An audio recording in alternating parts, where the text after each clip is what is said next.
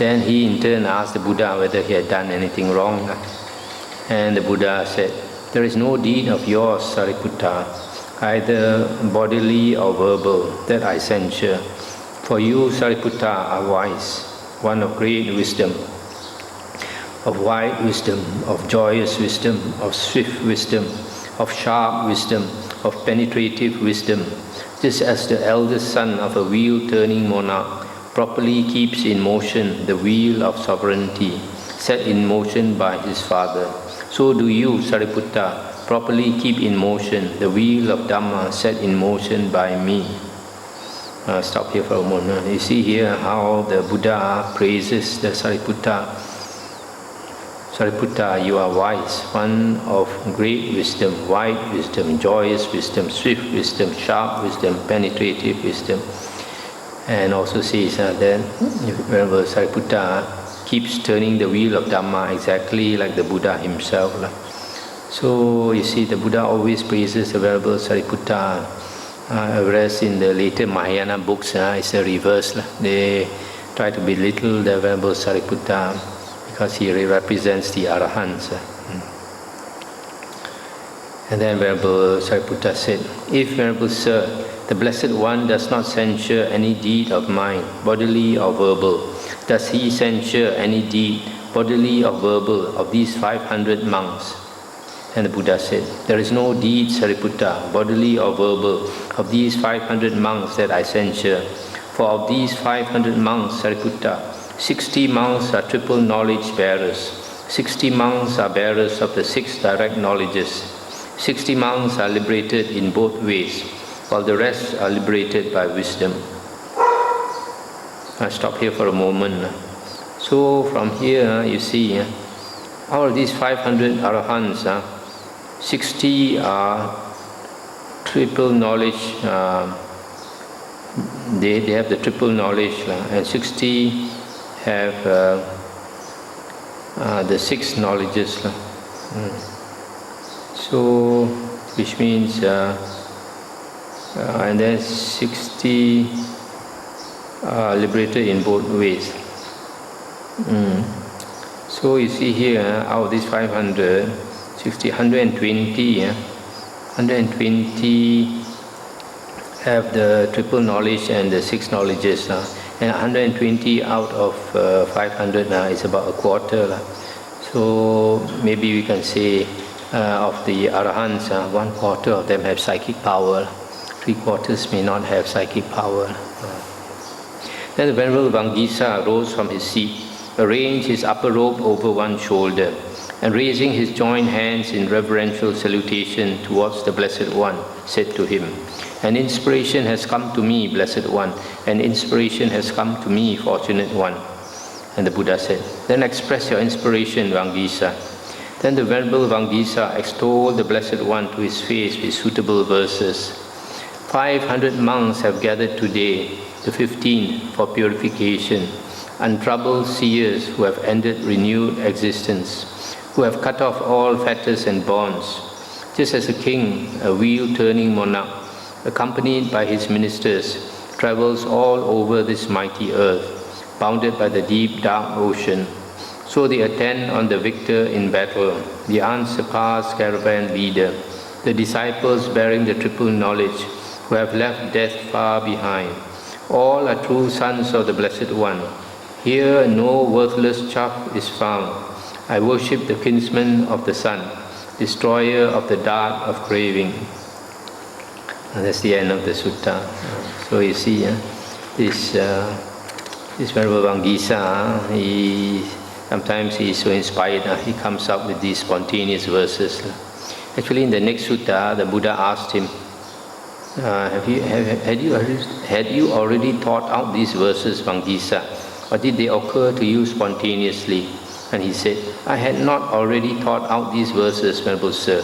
They occurred to me spontaneously. So you see, his verses all come up naturally without thinking. So the Buddha praised him as one who is able to come up with beautiful, inspired verses. Now we come to the next chapter, the 9th chapter, Vana Samyutta. Discourses connected. Vana is the woods, the forest. These suttas are concerned monks in the forest. 9.1. On one occasion, a certain monk stopped in front of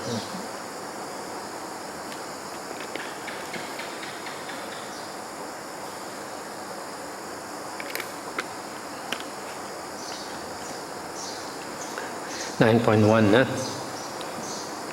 On one occasion, a certain monk was dwelling among the Kosalans in a certain woodland thicket.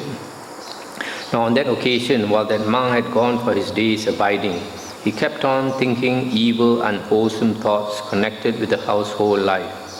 Then the Devata that inhabited that woodland thicket, having compassion for that monk, desiring his good, desiring to stir up a sense of urgency in him, approached him and addressed him in verses.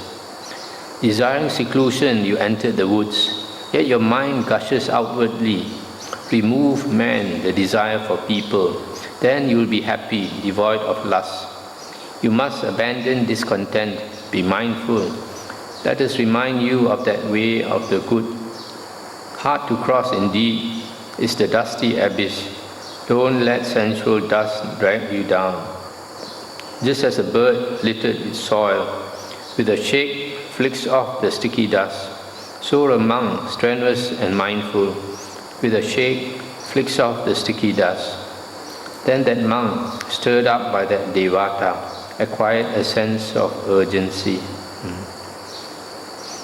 That's the end of the sutta. So you see, this monk, like some monks, they go into the forest with this noble intention to practice, but they are disturbed by all these habitual thoughts that they have been carrying around for so many years that it's very hard to shake off.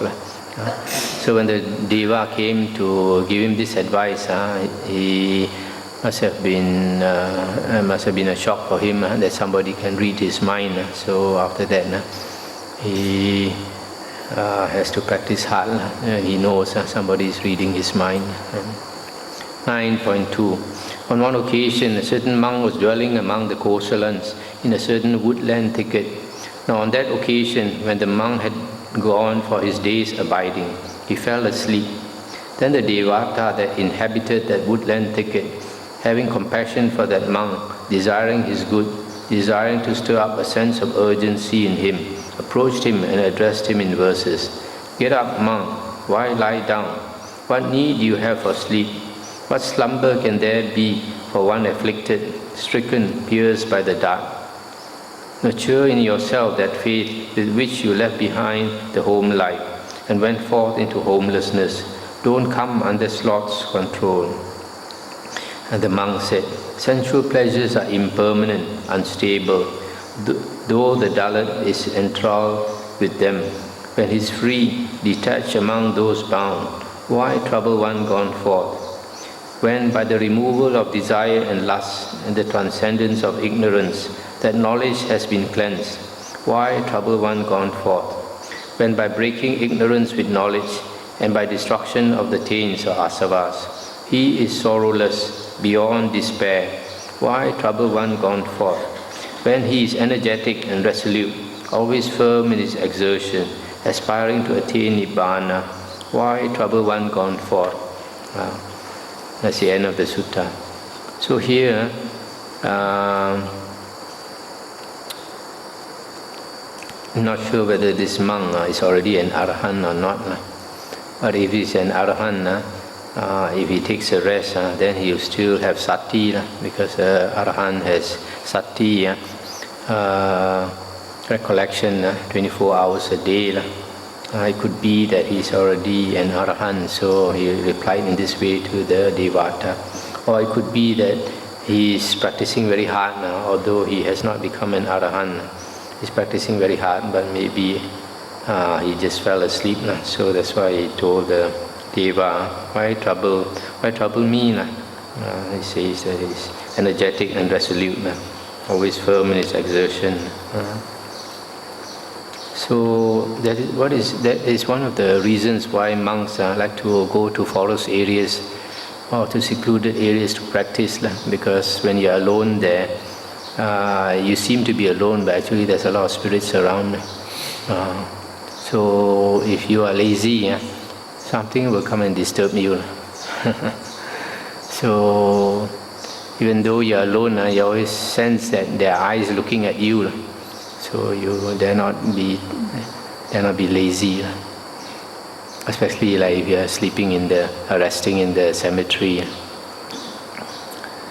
9.3. On one occasion, the Venerable Kassapa Gota was dwelling among the Kosalans in a certain woodland thicket. Now on that occasion, when he had gone for his day's abiding, the Venerable Kassapa Gota exhorted a certain hunter, that means advised a certain hunter. Then the Devata that inhabited that woodland thicket, having compassion for the Venerable Kassapa Gota, desiring his good, desiring to stir up a sense of urgency in him, approached him and addressed him in verses. The monk strikes me as a dolt, a fool, who out of season exhorts a hunter, roaming in the rugged mountains, with little wisdom, devoid of sense. He listens but does not understand. He looks but does not see. Though the Dhamma is being spoken, the fool does not grasp the meaning. Even if you would bring 10 lamps into his presence, Kassapa, still he would not see forms, for he does not have eyes to see. Then the Venerable Kassapa Gota, stirred up by that Devata, acquired a sense of urgency. That's the end of the sutta. So this monk, he went to the forest to practice, and he saw this hunter. He probably advised the hunter, you should not do hunting, you break the first precept and blah blah blah blah. So the Devata thought is giving useless advice to this hunter, because this hunter is a seasoned hunter, he's not going to change his ways just because you advise him. So he told this Venerable Kassapa. So Venerable Kassapa realized that somebody is watching him, so he put his attention on his own practice instead of other people. 9.4. On one occasion, a number of monks were dwelling among the Kosalans in a certain woodland thicket. Then when they had spent the rains there, after the 3 months had passed, those monks set out on tour. Then that Devata that inhabited that woodland thicket, not seeing those monks, lamenting, on that occasion recited this verse. Today discontent appears to me, when I see here so many vacant seats. Where have they gone, Gotama's disciples, those splendid speakers rich in learning? When this was said, another Devata replied in verse, they have gone to Magadha, gone to Kosala, and some are in the Vajan land. Like deer that roam free from ties, the monks dwell without abode. That's the end of the sutta. So you see, sometimes if a good monk stay in a certain place, and when they leave, then the devas miss them. So in this case, this deva is asking, where have the monks gone? Those splendid speakers rich in learning.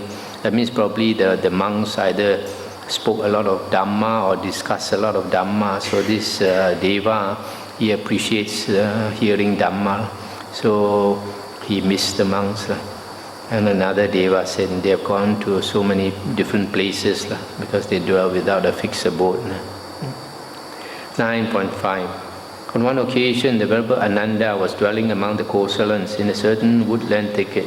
Now on that occasion, the Venerable Ananda was excessively involved instructing lay people.